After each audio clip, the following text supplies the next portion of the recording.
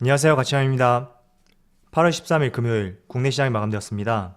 자, 오늘도 코스피가 1% 이상의 하락이 나왔고 코스닥도 마찬가지로 1% 이상의 큰 하락 흐름을 보여주었습니다.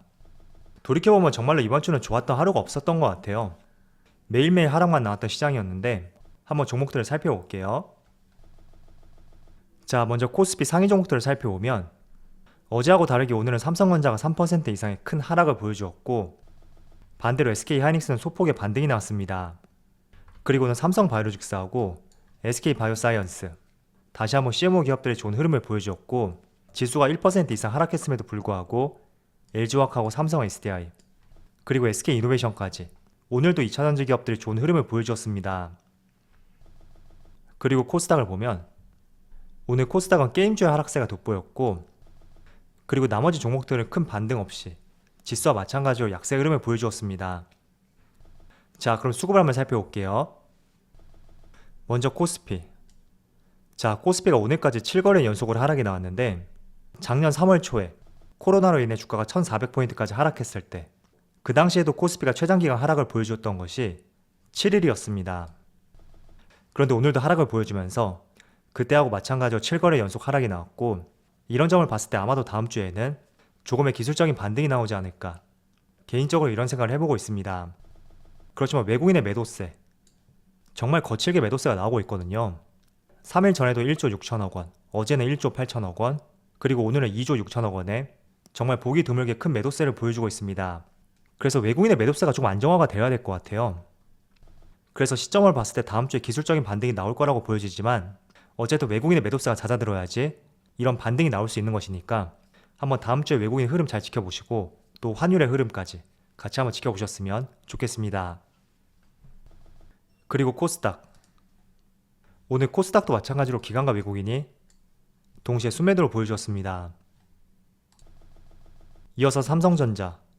오늘 삼성전자 외국인이 약 2조 3천억가량의 순매도를 보여주었는데 조금 전에 코스피가 2조 6천억이었죠. 그래서 약 90% 가까운 외국인의 순매도가 코스피 내에 있는 삼성전자에 집중이 되었다고 볼 수가 있습니다. 자, 그리고 SK하이닉스. 하이닉스도 마찬가지로 외국인이 순매도를 보여주었고 약 2200억이네요. 그래서 오늘 코스피의 전체 순매도 금액이 삼성전자와 SK하이닉스 이 두 종목의 순매도 금액하고 비슷한 것 같습니다. 그리고 LG화학.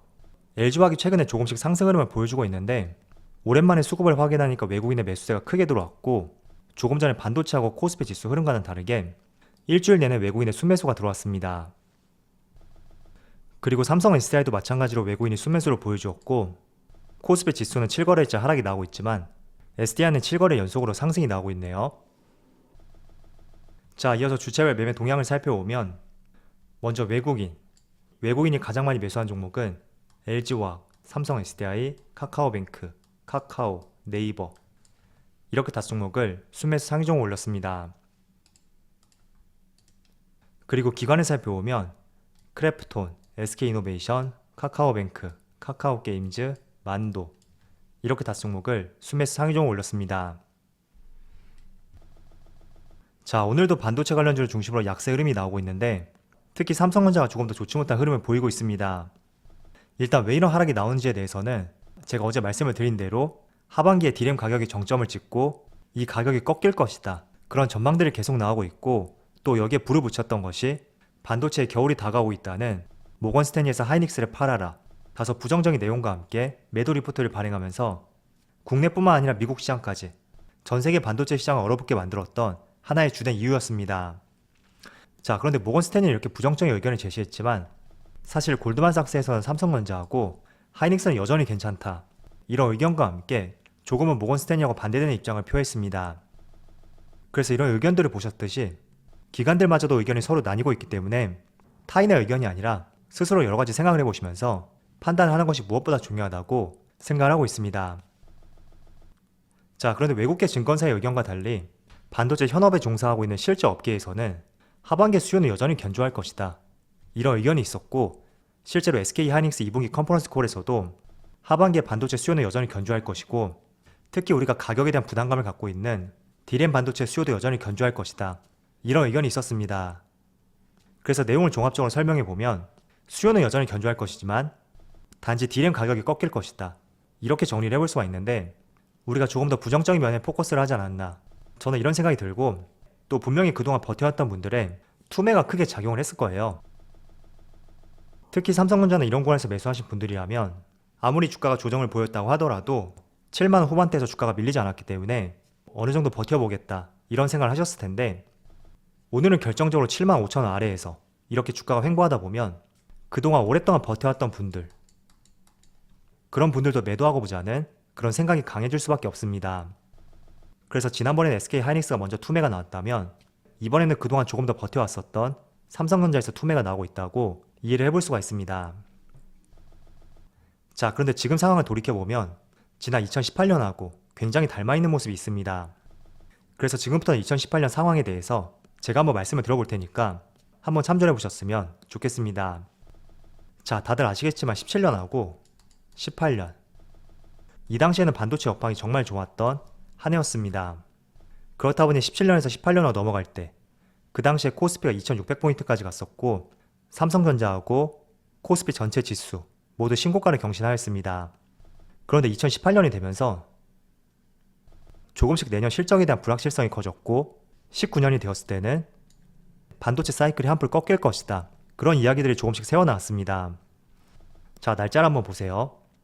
2018년 10월 31일 3분기 실적 발표 시점에 나왔던 기사인데 내년부터 반도체 호황이 꺾일 것이다. 고점론이 나왔었고 또 그보다 2달 앞선 8월 달에 어쩌면 지금하고 조금 비슷할 수 있는 이런 내용들이 정말 많이 나왔습니다. 반도체 슈퍼사이클이 끝났다. 호황은 더 갈 것이다. 이런 논쟁의 기사가 있었고 또 그때도 마찬가지로 8월 6일날 모건스탠리에서 SK하이닉스에 대해서 매도 의견 보고서를 내놓았습니다. 그래서 지난 2018년하고 지금이 정말 비슷한 시점이라고 보여지고요. 일단 차트를 보면서 조금 더 말씀을 들어볼게요.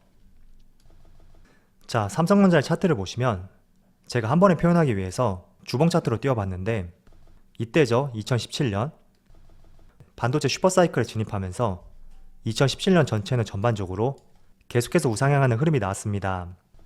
그런데 18년이 되면서 주가가 조금 달라진 모습이 나왔는데 그래도 5월달까지는 주가가 빠지지 않고 횡보하는 모습을 보여주었습니다. 그런데 하반기가 되면서 본격적으로 주가의 하락이 나왔고 이런 하락을 부추겼던 가장 큰 원인이 앞서 보여드린 것처럼 19년에 반도체 사이클이 꺾일 것이다. 그로 인해 이익이 많이 줄어들 것이다. 이런 우려감 때문에 18년이 좋았음에도 불구하고 미리 주가는 선반영이 되어서 이렇게 주가가 빠질 수밖에 없었습니다. 자, 그럼 실제로 실적을 한번 볼게요. 지금 보시는 재무제표는 삼성전자고요. 일단 2017년과 18년을 보면 솔직히 매출은 17년부터 지금까지 그렇게 큰 변화는 없었는데 영업이익에서 17년에는 53조가 나왔고 그리고 18년에는 58조. 그런데 우려했던 19년에는 27조라는 저조한 수치가 나왔습니다. 즉 영업이익이 18년 대비 19년으로 갈수록 50% 이상 급감을 한 거죠. 그리고 SK하이닉스도 한번 살펴볼게요. 하이닉스는 2018년에 영업이익이 가장 높았고 2019년에는 거의 7분의 1 토막 가까운 엄청나게 영업이익이 급감을 하였습니다. 18년에는 영업이익이 20조였다면 19년에는 2조 7천억 원으로 거의 8분의 1, 7분의 1 이 정도의 영업이익이 급감을 했죠. 그래서 실제로 19년에 반도체 업황이 정말 좋지 못했다고 볼 수가 있습니다. 자, 그럼 18년과 19년도의 차트를 한번 볼게요. 자, 삼성전자의 차트를 보시면 18년도 하반기 19년에 반도체 업황이 좋지 못할 것이라는 이런 우려감으로 주가가 하락이 나왔지만 실제로 영업이익이 50% 이상 급감을 했던 2019년도 오히려 주가는 더 크게 상승을 했습니다. 그리고 19년도 말을 보시면 지난 2017년 주가, 전고점까지 주가가 올라왔죠. 자, 그럼 SK하이닉스도 볼게요.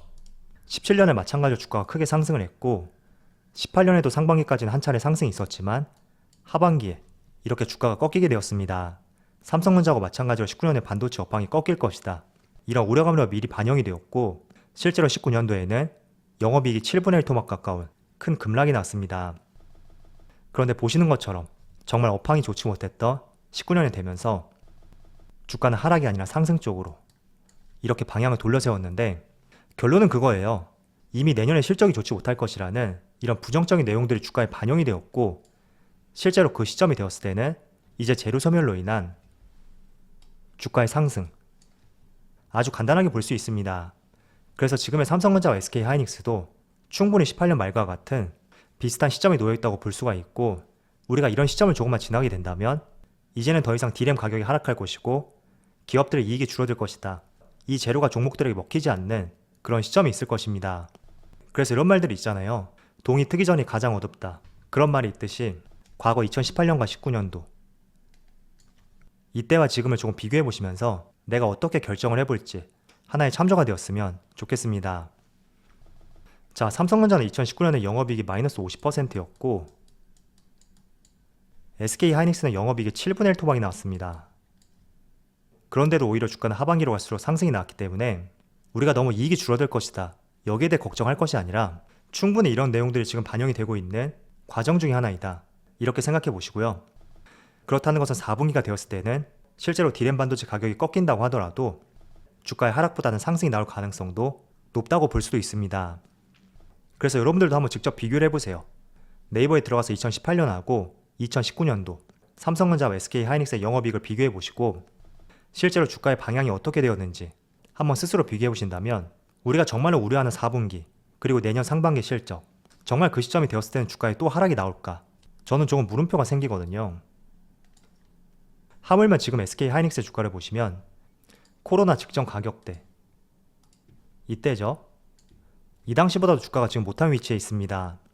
그래서 조금은 시간은 걸릴 수는 있을 거예요. 분명히 투자 심리는 위축이 되었고 이런 부분이 개선이 되기까지는 하루 이틀, 일주일 이렇게 짧게는 개선되지 않을 것입니다. 그렇기 때문에 조금은 넉넉한 시간을 두시고 하반기에 한번 두고 보자, 이런 생각과 함께 한번 종목을 바라보셨으면 좋겠습니다. 자, 그래도 어쨌든 삼성전자와 SK하이닉스에 수급이 들어오기 위해서는 이 환율이 조금 꺾여야 돼요. 그런데 환율이 지금 1167원을 가리키고 있고 1년 내 지금 최고치를 보여주고 있거든요. 그래서 이런 부분이 조금 우려스럽긴 한데 어쨌든 한번 이런 부분도 지켜보시면서 종합적인 내용과 함께 스스로 한번 계획을 잘 세워보셨으면 좋겠습니다. 자, 그럼 오늘 영상 여기서 마치도록 하고요. 언제나 여러분들의 성공 투자를 기원하도록 하겠습니다. 감사합니다.